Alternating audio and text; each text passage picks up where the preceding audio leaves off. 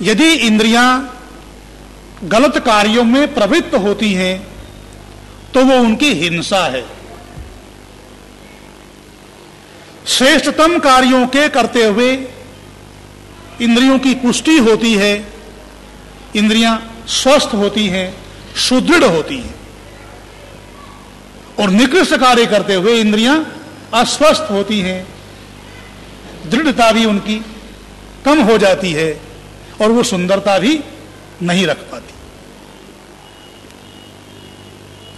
आंखों से अच्छा हम देखेंगे तो आंखें स्वस्थ रहेंगी, और आंखों से बीभत्स दृश्य देखेंगे तो उसका आंखों पर प्रभाव पड़ेगा। आंखों पर प्रभाव पड़ेगा तो हमारे मस्तिष्क पर, अंतःकरण पर भी गलत असर पड़ेगा। अंतःकरण पर गलत असर होने का परिणाम यह होगा कि आंखें भी अस्वस्थ हो जाएंगी, क्योंकि मन अंतःकरण का एक अंग है। जैसा मन होगा वैसे ही शरीर की इंद्रियां भी हो जाती हैं। आजकल मानसिक तनाव, मन का अच्छा न होना, मूड खराब हो जाना बहुत चल रहा है। तो मन प्रसन्नता होगी तो इंद्रियां, आंखें भी ठीक होंगी, कान भी ठीक होंगे, वाणी का भी हम ठीक उच्चारण करेंगे। इसलिए इसी यजुर्वेद में, श्रेष्ठतम कर्मों का संदेश देने वाले इसी यजुर्वेद में हम पाठ करते हैं, भद्रम करने भी शृणुयाम देवा, भद्रम पश्ये माक्षधर यजत्रा। क्योंकि मनुष्य ने श्रेष्ठतम कर्मों को करना है, और श्रेष्ठतम कर्मों के करने के जो साधन है, इंद्रियां हैं, वो सुदृढ़ होंगी, स्वस्थ होंगी, सुंदर होंगी, तभी व्यक्ति श्रेष्ठतम कर्म करने में सक्षम हो सकेगा। मेरी आंखें भी अच्छा देखें और मेरे कान भी अच्छा सुने,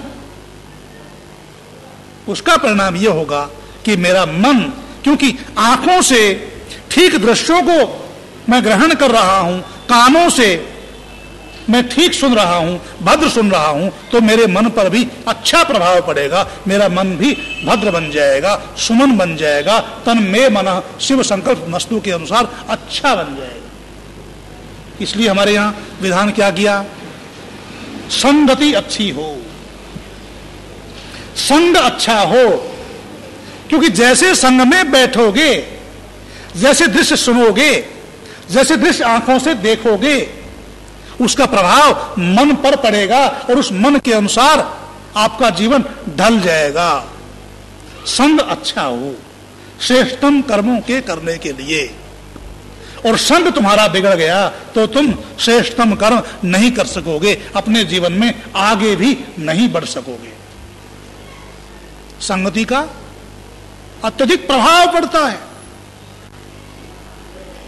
थोड़ी सी देर की सत्संगति से मनुष्य का जीवन, मनुष्य की दिशा बदल जाती, और कुसंगति से भी जीवन की दिशा बदल जाती। यदि व्यक्ति महान बनना चाहता है तो सत्संगति का आश्रय ले, और पतन की तरफ जाना चाहता है तो कुसंगति का आश्रय ले। तो इंद्रियां भद्र विषयों को ग्रहण करें, भद्र सुने, भद्र देखें, और भद्र गंध ग्रहण करें, और भद्र ही स्पर्श करें, और भद्र ही वाणी का उच्चारण करें। आप्याय धुमग्न्या इंद्राय भागम। आत्मा के लिए हे इंद्रियों, तुम अपने अपने विषयों को ठीक ठीक प्रकार से ग्रहण करो, तब तुम्हारा हनन नहीं होगा। श्रेष्ठ कार्यों को करते हुए इंद्रियां सुदृढ़ होती हैं, स्वस्थ होती हैं, बलवान होती हैं, और निकृष्ट कार्यों को करते हुए इंद्रियां निष्क्रिय हो जाती हैं, असुंदर हो जाती हैं, निकृष्ट हो जाती हैं। इसके परिणाम स्वरूप श्रेष्ठ कर्मों के करने में बाधा आ जाती है। इसलिए मनुष्य को चाहिए कि अपनी इंद्रियों को अज्ञा रखे, इंद्रियों को हिंसित न होने दे। हिंसित होने का मतलब अपनी इंद्रियों को गलत रास्ते में न जाने दे, अपनी इंद्रियों को नियंत्रण में रखे, अनियंत्रित न होने दे। कौन? आत्मा। आत्मा के नियंत्रण में 14 के 14 कर्म रहने चाहिए। पूरा शरीर आत्मा के नियंत्रण में रहना चाहिए। जैसे गाड़ी के मालिक के नियंत्रण में रहती है, ऐसे ही हमारा शरीर भी इस शरीर के मालिक इंद्र के नियंत्रण में रहना चाहिए। इंद्र कौन होता है? स्वर्ग का राजा, देवताओं का राजा। देव कहां रहते हैं? स्वर्ग में रहते हैं। उस स्वर्ग का जो राजा है उसका नाम इंद्र है। वो स्वर्ग कहीं और नहीं है, यही है। और इंद्र कौन है? वो इंद्र भी हम ही हैं। मैं आत्मा ही इंद्र हूं। क्योंकि मैं आत्मा इंद्र इसलिए हूं कि जो मेरी इंद्रियां हैं ना, इन्हें देवता कहा जाता है। ये आंख भी देवता है, ये कान भी देवता है, वाणी भी देवता है, नासिका भी देवता है। सब देवता इस शरीर के अंदर हैं। तो सब देवताओं का राजा होने से मैं आत्मा इंद्र हूं।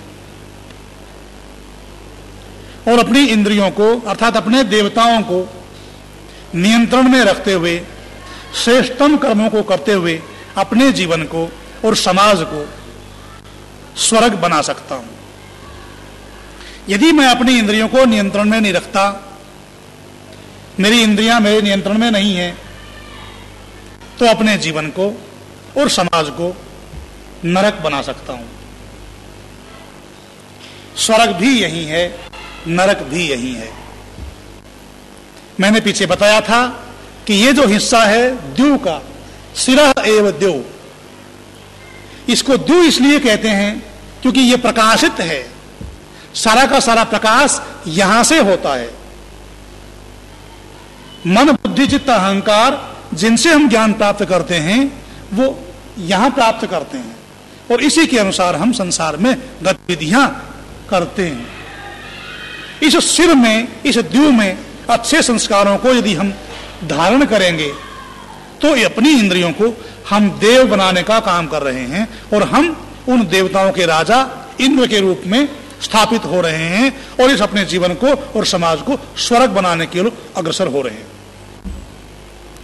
और यदि हम अपनी इंद्रियों को, अपने देवताओं को नियंत्रण में नहीं रखते हैं, तो नियंत्रण में न रहने के कारण से वो देवता भी राक्षस बन जाते हैं, और इस शरीर में रहते हुए ही, इसी ब्रह्मांड पर ही, इस धरती पर ही हम अपने जीवन को और अपने समाज को नरक भी बना सकते हैं। सिरह एव देव, ये सिर ही से, अंतःकरण से ही धरती को हम स्वर्ग बना सकते हैं, अंतःकरण से ही इस धरती को हम नरक बना सकते हैं, अपनी ही गतिविधियों के द्वारा, अपनी ही निकृष्ट इच्छाओं के द्वारा।